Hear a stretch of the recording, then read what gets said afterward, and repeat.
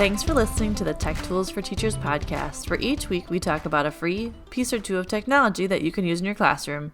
I'm your host, Shanna Martin. I'm a middle school teacher, technology coach, and personalized learning coordinator for my district. Hey, I'm Fuzz. I'm her husband and the producer. Hey, how's it going? You there? I'm good. How are you? Good. Wonderful. Did you know that it is episode 40? Yes, 040. It's always crazy when you hit like the tens. It is. It's like this huge accomplishment. I agree with you. 40 It's actually, we're going episodes. We're going to be rolling over to a year's worth of Yep, the first week of January. Yeah, that's pretty nuts. 40 episodes in a year, man. We'll have gotten probably 42 by then. 41, 42. 41 or 42, yeah. Crazy. Yeah, that's pretty crazy, man. Yeah. So this week, we're amongst the mass crazy between like holidays, no time for anything. But wait, here's a million things to do. this year's really odd for both your profession and mine because Christmas falls on a Wednesday. Yes. Which means there are 2 full weeks that are shot due to, in terms of productivity. Yes. Due to Doo-doo. you hang out with middle schoolers all day. I do. Due to Christmas and Christmas Eve and New Year's Eve and New Year's Day. Yes. And we still go back though. Like I still have a Thursday, Friday that last week. So like we have New Year's Day and then we go back. Yeah. Yeah. Oh, I know. I mean, we do too, but it's just right in the middle of everything. It just throws everything off. It's a little crazy. It is a little crazy. So it's the balance of still teaching, still getting your point across, doing things, and then, oh wait, like a half day here and like things going on here. So, yeah, next week, I'm presenting. This week. Yes, this week. I'm so thrown off by my day. Okay, so this week, I'm presenting at Slate. So I might see some of you there, maybe. Yes. If you're in Wisconsin and going to the Slate conference, which we always forget what it stands for, but not anymore. Because you've got a handy dandy Post-it. I know, because I always just say Slate, and I'm like, I know it's a technology, blah, blah. It's School Leaders Advancing Technology and Education. Nice. That's why we just call it Slate.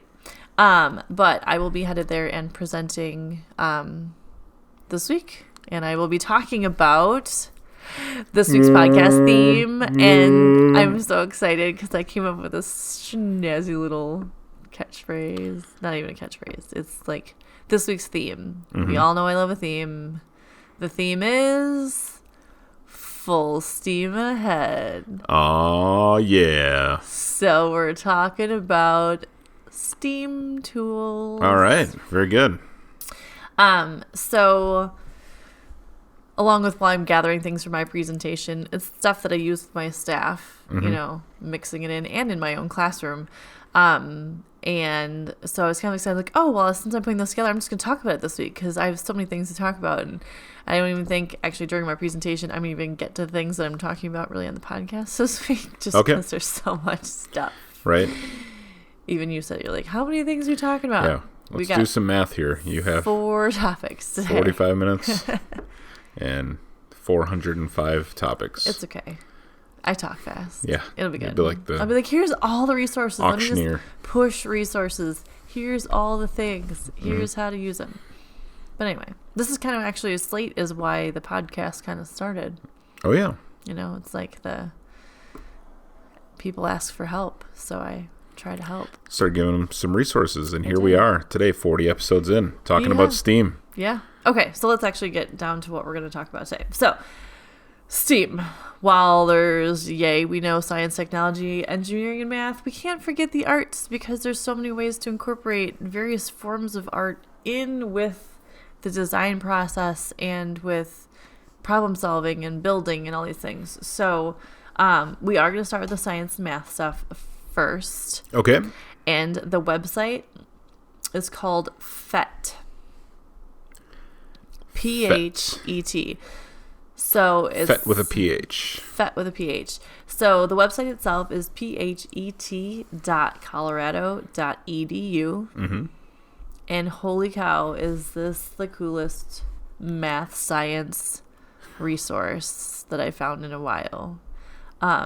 Why is it so good, Shanna? Because there are interactive simulations for math and for science. Mm-hmm.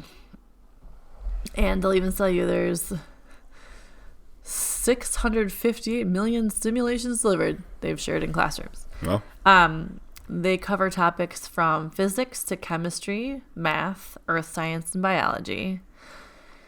But what's cool is it translates into different languages too. Like, it's so cool. So if you get to the website, fetcolorado.edu, and you, across the top, you have simulations, you can pick specific topics, kind of the ones I went through before, like physics, biology, chemistry, earth science, and math. Then you can choose by grade level. So if you're looking for elementary, middle, high school, or university level, okay. you can click on by device, and it will break it down if you're going to use iPads or tablets, or if you're going to use Chromebooks. So that way the simulations are sorted that way for you, because certain ones work better on certain types of devices. Mm-hmm. And then they have translated sims. So you can find, like, all in simulations, you can find all of the information that you could possibly need. Under teaching, you get different tips, how to share your activities in classroom. Speaking of, you can share most of these simulations directly into your Google Classroom. So I was playing around with the middle school one before, so instead I'm going to switch up to high school.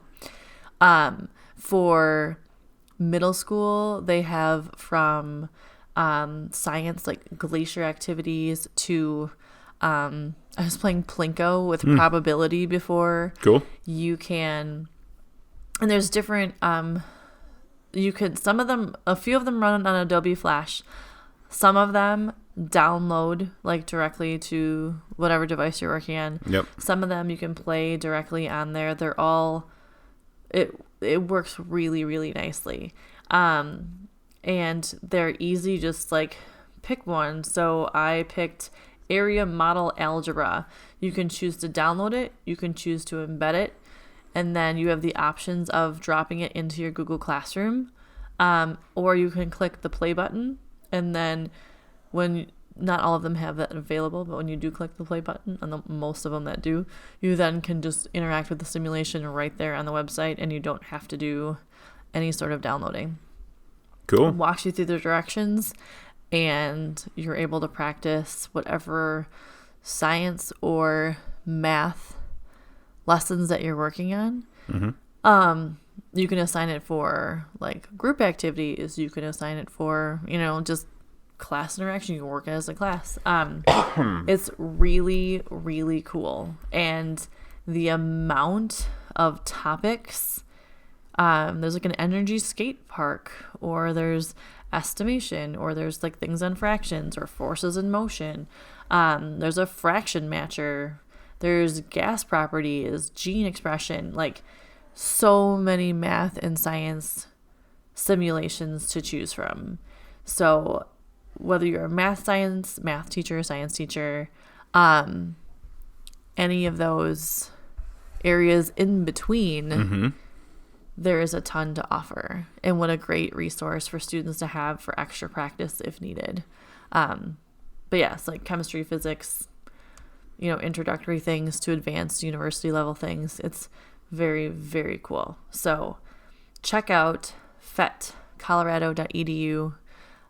Dig around, find some topics to interact with. It's definitely worth it, and a very cool resource to try. So that is my science and math plug for our full steam ahead. Excellent. So Activities. fet.colorado.edu. Yes. So FET, try it out. Give it to your science and math teachers, or play around with it yourself. It's amazing. On our adventure today, next up is a resource called artsedge.kennedycenter.org. It's Arts Edge. it is created by or supply, like sponsored by the Kennedy Center. Okay. The Kennedy Center Honors for the Arts. And this is such a cool resource for educators. They also have information for families and students. So there's, different ways you can approach this. But if you go to, it's artsedge.kennedy-center.org Yep. is the site. Click on educators. I can speak today. And then there is, you can explore information on, Native American culture. You can pull up different types of, if you click on lessons, you can pull up from elementary to middle to high school. So you can choose levels. Then world myths. You can talk about analyzing photographs from theory to practice, like how to examine works of art. It teaches you how to do that. And the lessons go along with articles and then actual pieces of art. You can click on, there's a lesson on discovering national parks. There's one on murals. There's one on elements of ballet. So it's not just your usual, here's a painting, here's a sculpture. It covers dance. It covers culture. 5 easy social dances for early elementary. And it's a tip sheet that there's circle dances, line dances, and partner dances. Cool. And it can teach you all how to do all of that stuff. Nice. See? So now when I know what we're going to do with our 4-year-old. Yes. Circle dances. Woo. It'll probably be line dances because I'm guessing it's going to be she and I. Probably. And she'll just lead the whole thing. Yes.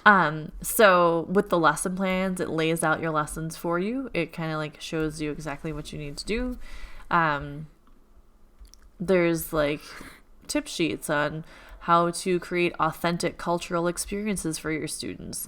There's articles, and then there's arts integration. So best practices for integrating the arts into your classroom. So there's just so much information, and it's not just, it's all types of art, which I think is really cool. So dance and expression and culture are all included in it. And then it also has a standards alignment. So you can pull up your standards that you need to, and it will align it with your standards.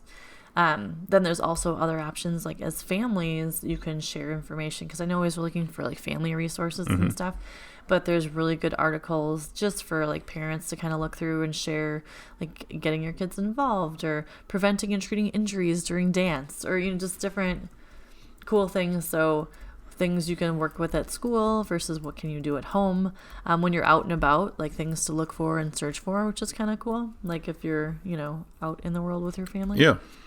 And then there's another thing that goes through collections, and it's cool. So if you click on the collections tab, you can pick a genre of art, whether it be dance, theater, music, or visual arts, and then it will sort out all of the resources they have by the different types of genres. You can also search by time period, and then you can search by specific places in the world. So you can sort out all kinds of information and then have that to share with your students as well. Yeah, so, that's fantastic. It's a really cool resource and a great way to incorporate different types of art into different subject areas. Yeah, for sure. Which is kind of cool. So, Arts Edge. Kennedy-center.org. There you go. Thank you. Yeah. So, full steam ahead. How many times can I say it? I don't know how we're gonna put a bell at the end. Ding. Yes. Ding. Ding. Be like, oh, you could find a little sound for a boat horn. Actually, it could be amazing. I'm looking up here on the Noun Project to see what kind of Steam icons there are. There's a whole bunch. All right. So as you bring up our next site, good segue. So the Noun Project is our next website.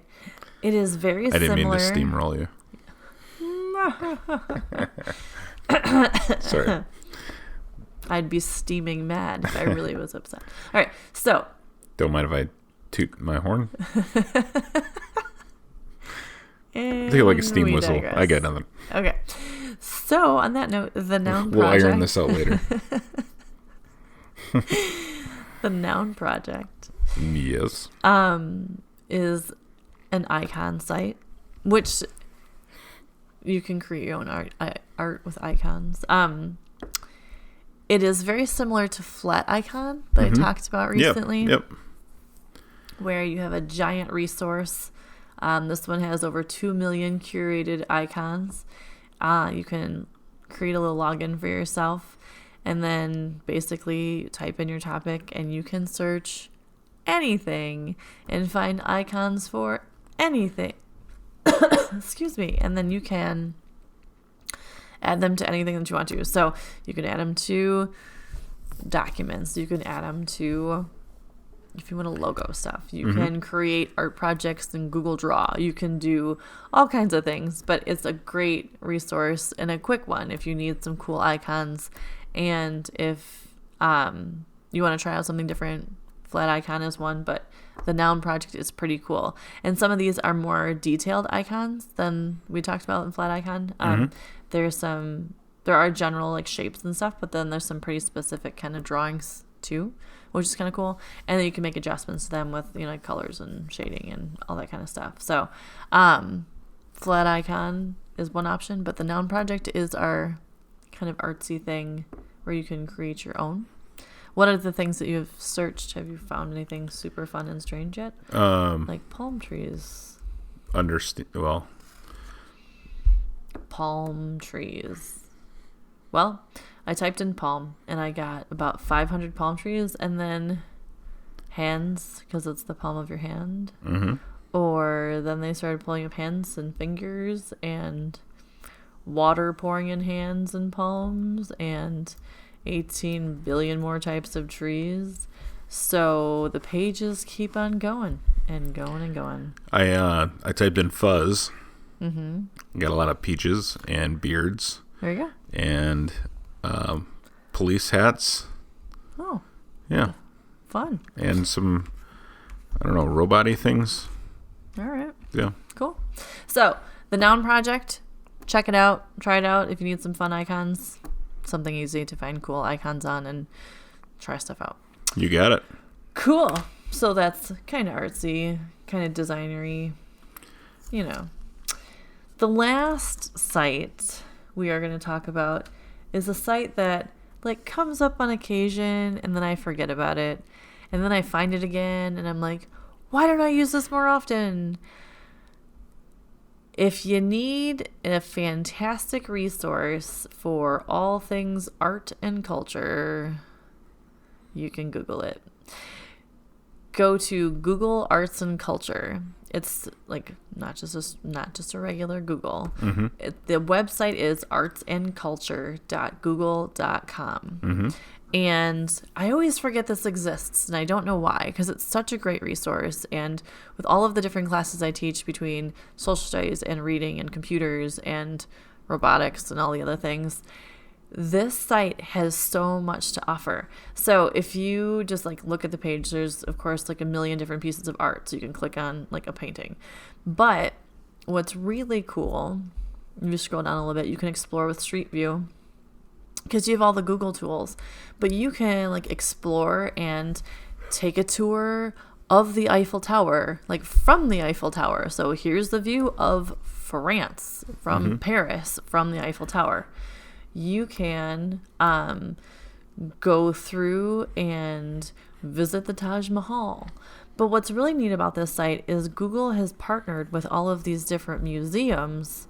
And so you can see these pieces of art. You can travel through museums and you can basically go on all these cool virtual field trips. And they even have things organized by color.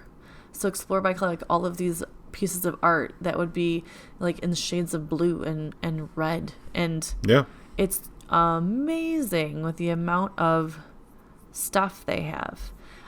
So if you're in artsandculture.google.com and you click on the little hamburger on the left-hand side, that's where all of your choices are. So you can explore. You can click on the nearby button. Yep. And then I'm it'll actually ask for at your source. the Milwaukee Milwaukee Art Museum right now. Isn't that cool? Yeah. So you can, if you tell them where you are nearby, they will list all of the museums that are near your house within so many miles. Mm-hmm. And then you can visit those museums from sitting on your chair. Yeah, that's what I'm doing.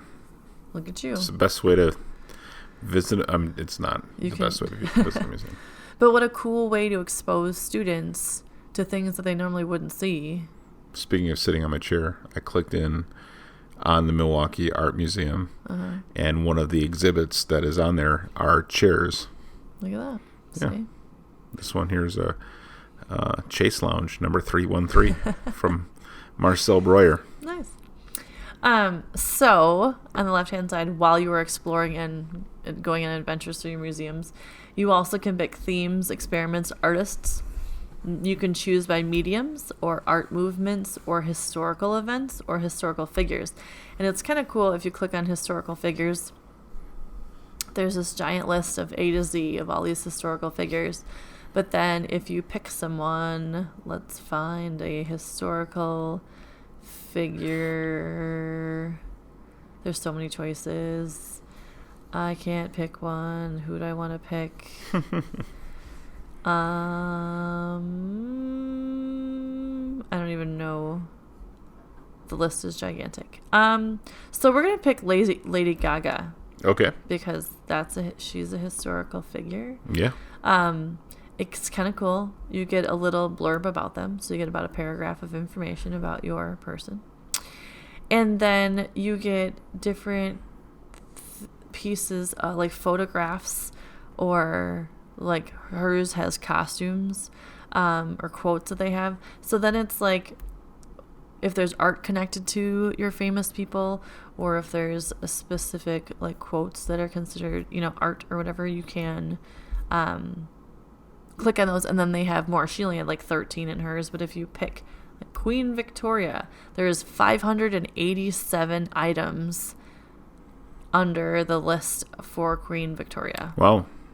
And it gives you like birth to death, and then it gives you stories that are on them, like specific articles, and then you can just sort through all of these resources. So it's super cool. So if you get a chance, with your students, if you want to do virtual like trips with them, you can, or if they're researching something, or if you just want to do some daily journaling, like throw up a picture, like where is this in the world, or who is this person, or how can you connect to them. There's just so many ways you can use this site for incorporating art and culture into any subject area, and the resources are enormous. So Google Arts and Culture. If you haven't looked at it, please do. And if you have looked at it, it's kind of like, oh, bring back an old friend. It's been a while since I've used it in my classroom. Yeah, so that's pretty cool. It is fun to play around on. I agree. So yeah, Steam. Steaming through. Yes. It's not steamy in here. Oh, I'm freezing actually right now. But, I'm trying to think of another one. I can't. Another pun for Steam. You're better at this than I am. I think I used them all up earlier. All right. I could. You're gonna Google it now. Steam puns. No. Yeah. Steampunk. Not quite. But anyway, so. Am I gonna be in hot water if I don't come up with one? Uh-huh. So on that note. Yeah. Go take a steam bath. Relax. Try out some of these sites. And thanks for tuning in. There you go. This has been the Tech Tools for Teachers podcast. If you ever have any questions, you can find me on Twitter at SmartNWI. And if you want to get more information on the links to the technology used in this episode, you can visit smartnwi.com, the EdTech directory. You will find all of the resources you could possibly ever need. New episodes each week. Thanks for listening. Go educate and innovate. The ideas and opinions expressed in this podcast and the Smart and WI website are those of the author, Shanna Martin, and not of her employer. Prior to using any of the technologies discussed in this podcast, please consult with your employer regulations. This podcast offers no guarantee that these tools will work for you as described, but we hope they do, And we'll talk to you again real soon on the Tech Tools for Teachers podcast. Thanks for listening.